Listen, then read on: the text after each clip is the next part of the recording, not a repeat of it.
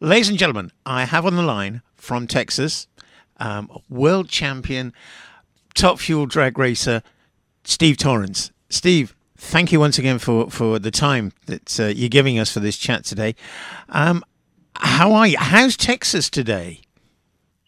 Oh, Texas is a little bit cool, cold, and rainy today. So not a typical Texas day, but in normal fashion, it's supposed to clear out and be sunny this afternoon. So it's like everybody says, if you don't like the weather in Texas, stick around for a little bit and it'll change.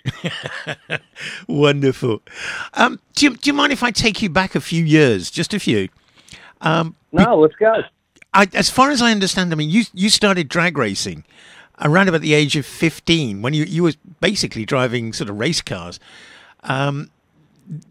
possibly following in your father's footsteps. Is that true? It is. I started racing sportsman level race cars when I was 15 years old. I raced Super Comp and raced with my dad, and I just grew up in a racing family, so that was naturally the next step in progression was get your driver's license and start drag racing. So, yeah, I did. I started racing pretty young. I mean, that's amazing. I mean, there you are, sort of, 15 years of age, and you are driving 160-mile-an-hour cars. I mean, that's most guys' dream. It absolutely, without a doubt. That was to be able to do that, and then to do it with my family. That just added, that was icing on the cake. But it just was what I'd grown up with him doing, working on these things and helping him at the racetrack and going every weekend racing somewhere with him. So it was in my blood from day one. Yeah, now you say that the family. Now the family is something which I guess to you is very, very important.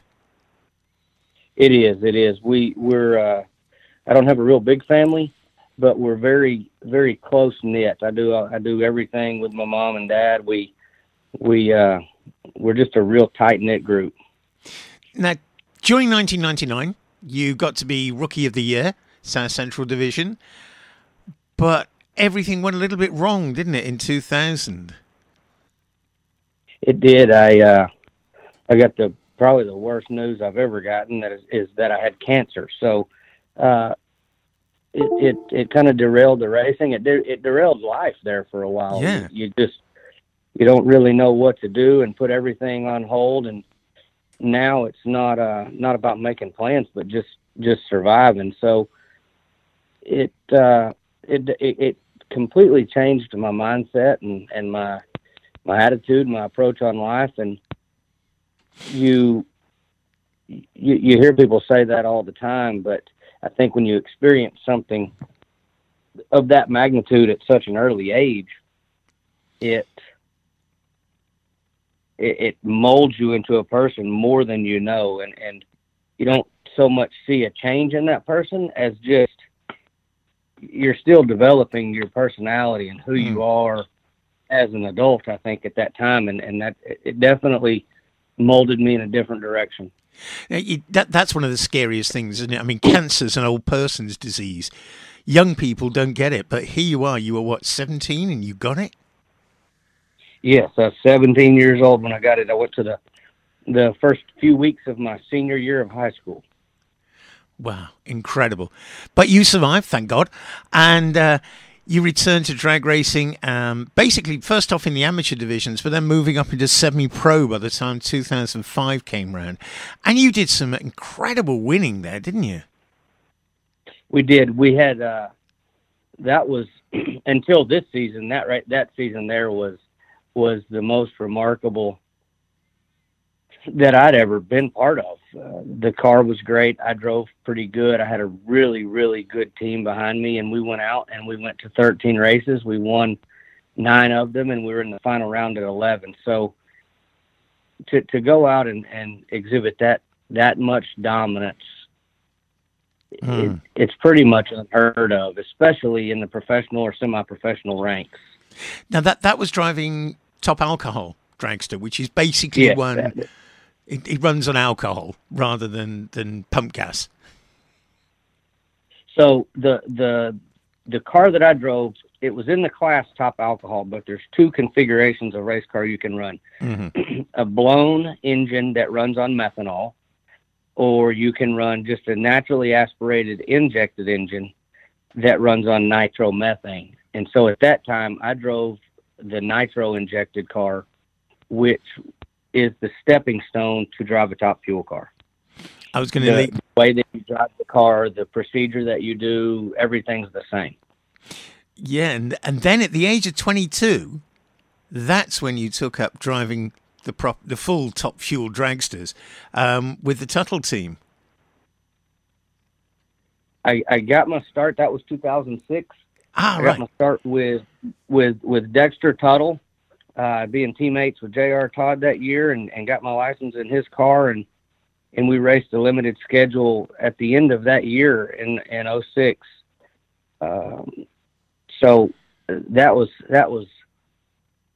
the straw that broke the camel's back, per se, just as far as me wanting to drive a top fuel car. I mean, it sealed the deal right there. Those things, most fun I've ever had, quickest, fastest accelerating vehicle in the world. And once you get a taste of that, you either know instantly that you don't want to ever do it again, or you can't wait to get back in the thing the next time. And I was the latter. I couldn't wait to get back in it. So let's just talk a little bit about a top fuel dragster. I mean, I've seen them. I've been drag racing quite a few times. They are probably the most exciting and the most frightening vehicle I think I've ever seen in my life. What does it feel like to strap yourself into that thing with that huge engine behind you?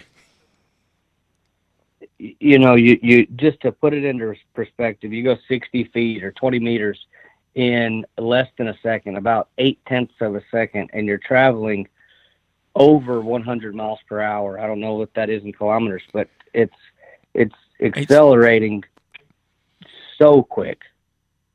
We go 1/8 of a mile, 230 meters or 220 meters in less than 3 seconds, and we're traveling upwards of 295 miles per hour. So the last 340 feet of the racetrack takes about 3/4 of a second to happen. So we experience 3 to 3.5 Gs as soon as you hit the throttle. And then a couple seconds into the run where you have some momentum going and you're able to apply more clutch and more power to the track, we'll get closer to 6 Gs. Jeez, it's incredible, isn't it? It is. It's. You hear people talk about how quick their cars accelerate, and you can't reach the dash, and it's hard to hold the steering wheel. Well, this is another level of that. Oh yes. I mean, having seen them run, it is absolutely awesome. I mean, we're talking of speeds in excess of 300 miles an hour after a quarter mile, and times of what is it? It's below 4 seconds, isn't it? It is. It's the record right now is 3.62 seconds, and that was set by Clay Milliken. We set the record a couple years ago at 3.67. My career best is 3.65. We've been 335 miles per hour in 1,000 feet. So it's very, very, very quick, and not a lot of time to have anything going wrong. Oh yes, I was going to ask you, if you don't mind, about a certain occasion in 2017 when you won the race, and then the car decided it had enough and turned all over the place. Exactly. We had a tire failure about half track that took that last 340 feet to completely happen, but the left rear tire blew out.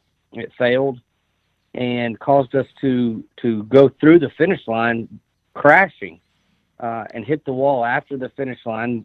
We're able to take out Richie Crampton on a hole shot, and it was the only wreck or crash that I've ever had, and I think that it's made all the highlight reels, and yes, and one of the worst crashes that we've seen in later years. And so it's just a testament to what the safety guys do, NHRA, what they do to regulate and make sure that those cars are safe. But it did its job.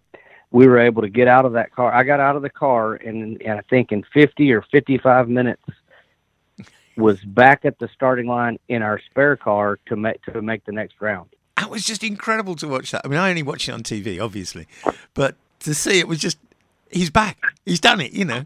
There's this guy. Yeah. At one stage, the car's in three pieces, and you're sort of skating along in the sort of cockpit section. That's all cleared away, and in less than an hour, you're out with the spare car and racing again. Incredible. It's I don't know if it's incredible or ignorant, but I chose to do it. Now, the one thing that you do mention a lot, obviously, is the team that you built around you with Richie Hogan. That those guys are a really, really important part of what makes the Capco car go, aren't they? They're the whole reason for all of the success. These guys, they work so hard day and night to just make sure, because some nights we won't run till 10 o'clock at night, and they've got 3 hours of service work and prep to get done for the next day. And so they work long hours. They work year round. A lot of people don't realize that those guys, their work doesn't ever end. It's not just while we're at the racetrack. All of the time that they spend at home is spent preparing for the race that weekend. And then we just change out parts during the race. I tell everybody, Top Fuel races, drag races, all of that, they're won on Monday through Thursday, and then we are able to execute on Friday through Sunday. It is incredible. I remember years and years ago talking to one of the British drag racers when I was over in the UK when I lived there, and he was into Top Fuel, and I said to him, you know, what's it like? And he said, well, if you can imagine sitting astride a hand grenade and then getting somebody else to pull the pin for you. I think it's like sitting still at a red light and being rear-ended by a train. Yeah. Yeah, that's probably the same sort of thing. Now, obviously, you have just become world champion, which is amazing. Beating Tony Schumacher. But the season itself is incredible. You really, really good season, wasn't it?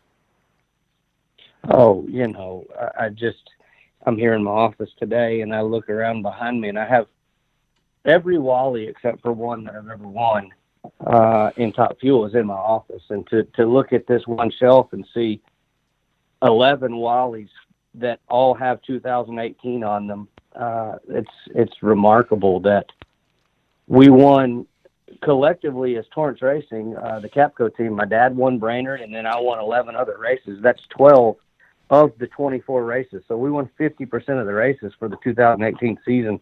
Wow. As a team. And to be just a small family-run race team and supported by our family-owned business, and to go out there and go head-to-head with the guys that have corporate backing or multi-car teams and been doing this for 30 years, it truly just is a testament to what hard work and then just blessings from God give us, because you couldn't have scripted this any better if it was a storybook.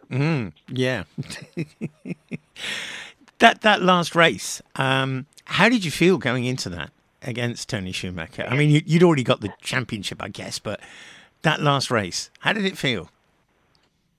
I told my girlfriend going into race day Sunday morning, I was more confident and calm than I care to admit. It was no longer about being the champion. It was about making history. And it's, you know, at every step that you take in that direction, you can take that one of two ways. You can either say, I'm almost there, don't screw it up, or we've come this far, let's make it happen.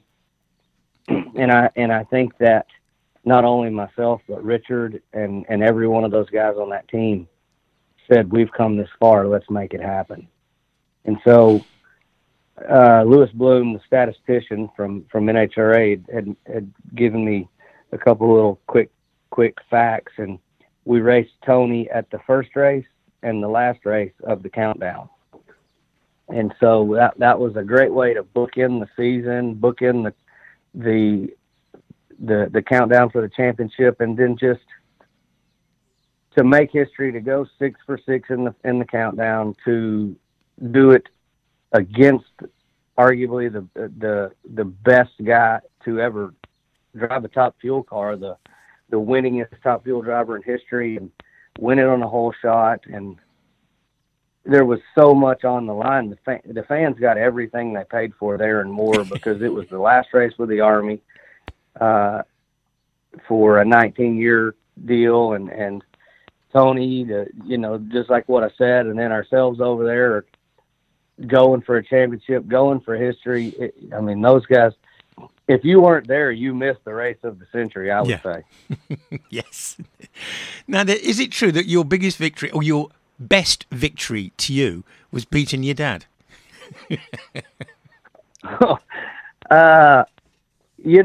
It's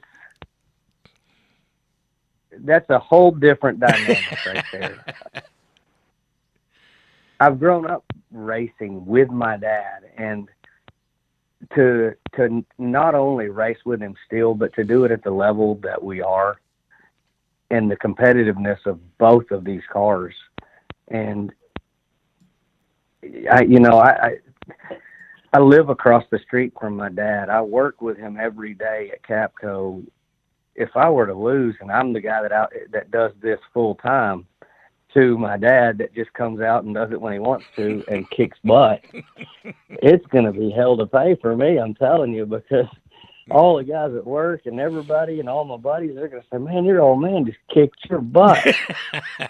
So I definitely have to go up there and give him the best race that I possibly can, because I learned to race from him. Yeah. I taught him how to race a top fuel car, but he taught me how to race just in general. And it's, that one right there, that's a tricky question, because I love to race him, but maybe beating him is probably not the biggest victory. It's just fun to pull up there and race him. Yeah. I've raced my dad with everything. Scooters, bicycles. I raced motocross before. We race anything that we have. We'll race our trucks on the way home from work if we have to. Oh, but that's lovely. That's just in my blood. Yeah, that's lovely though. That really is. Father and son. Yes. Just a couple more things, if you don't mind. The one is, I've been dying to ask somebody this. What's a Wally? And why is it called a Wally? So the Wally is equivalent to the Oscar or whatever those other things are, the trophies that you get. But it's a golden man or a bronze man holding a helmet with a tire on top of a wooden pedestal, and underneath it has whatever race you won or the championship. Mm-hmm. NHRA was founded by Wally Parks. Ah. So that's the name that they've given the trophy, is the Wally. And I can assure you, I think you can purchase one of these for around $300. There's no cash value there. And I think, and you cannot win them for less than about $150,000. Yeah, that's about right. Yeah. They're worth every penny of it. I'm not going to ask you the obvious question about how much does it cost to run the team, because I know that that's awesome amounts of money.